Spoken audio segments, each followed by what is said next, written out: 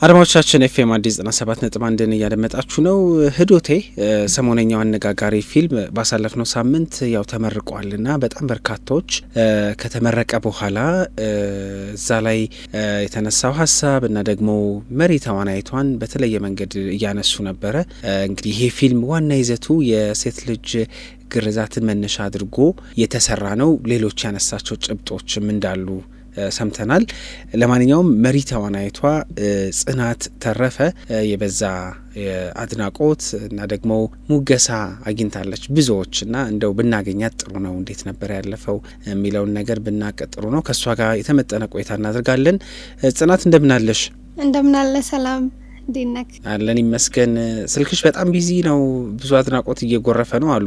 አዎ በትክክል እግዚአብሔር ይመስገን።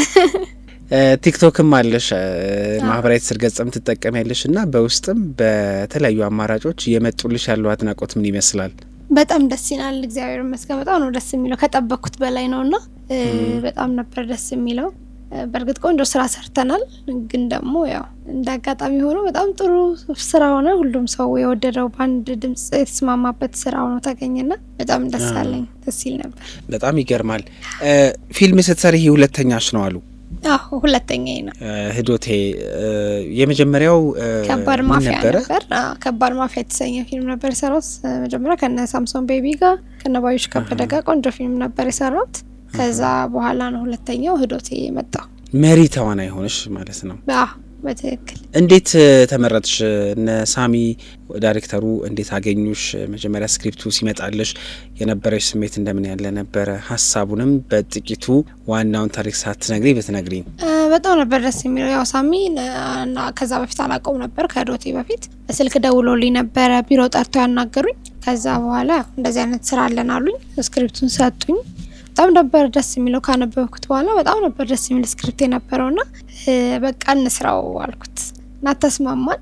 በጣም እኔ ቆሟል ብዬ ነበር የማስበው ግርዛት እና እንዳለ ሲጠየቅኩት አለ እንደዚህ አይነት ነገር ስለው አለ እስካሁን አልቆመም ምናምን ብሎኝ በጣም ነበረ እንትን የሚለው የሚያሳዝነውና በቃ ተስማምተን ደስ የሚል አደራ ሰጥቶኝ ነበረ። የሚገርም በዚህ አጋጣሚ አደራ ሰጥቶኝ ነበር። ይሄን ፊልም አደራ ነው የሰጠኝ። በቃ አደራ ጥሩ አድርገሽ እንድትወጪ ፈልጋለሁ። በቃ አደራ ሰጥቶኛል። በእርግጠኝነት ያው አደራውን አልበላሁበትም ብዬ አስባለሁ።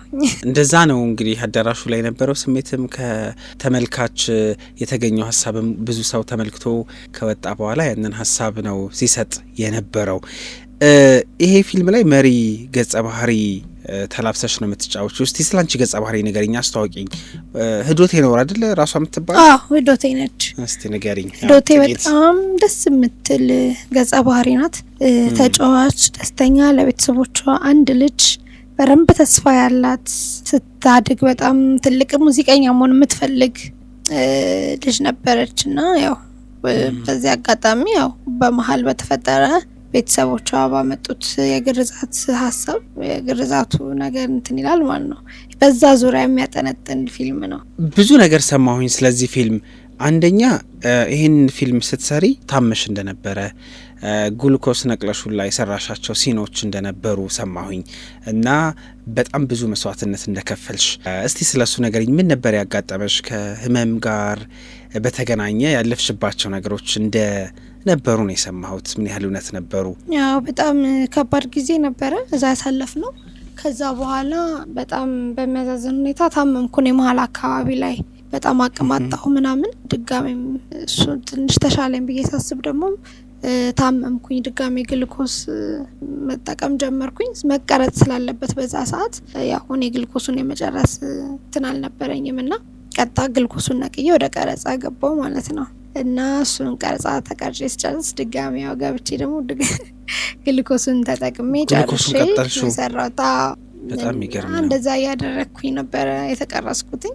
ያው ከባድ ጊዜ ነበረ፣ ህመም ስለነበረው ምናምን፣ ግን ያው ደስ ይላል። ቦርቅ ያለፍኩበት። እኔ ምልሽ የገጸ ባህሪዋ እና ደግሞ አጠቃላይ ከተነሳው ሀሳብም አንጻር ስሜት የሚረብሹ ነገሮች እንዳሉ ሰምቻለሁ እና ደግሞ እኔም በዛ ደረጃ ነው የተረዳሁትና ከዛ የመነጨ ህመም ነው ወይስ ከስራ ጫና የመነጨ ህመም ነው ያጋጠመሽ?